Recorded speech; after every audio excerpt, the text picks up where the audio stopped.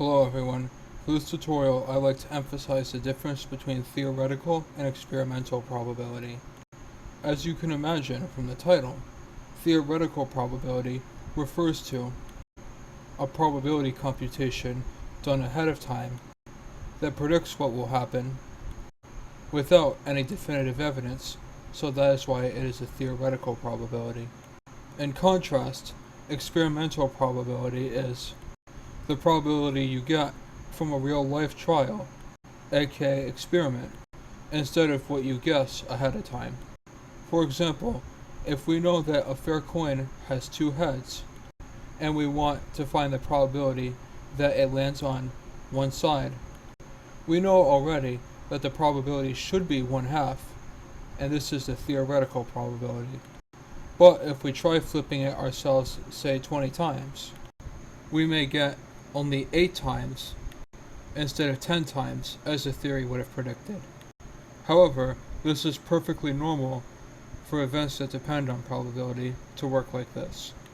And the reason why is theoretical probability does not take into account the actual number of trials that has occurred, while experimental probability does.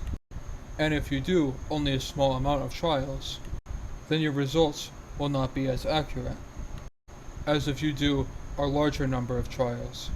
So for example, if we flip 100 times instead of 20, and we get it on one side 47 times now, we see that 47 out of 100 is mathematically closer to 1/2 than 8/20ths.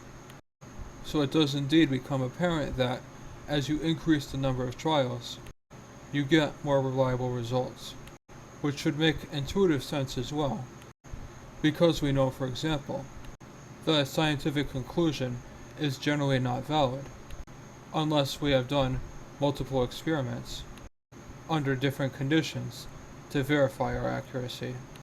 And this is exactly as true for mathematical probabilities. Now that I've explained how theoretical and experimental probability differ, I can explain how to do operations with probabilities, starting with addition in the next video. Don't forget to subscribe if you found this video informative, and make sure to see other tutorial videos, and follow me on either Facebook or Twitter for more content.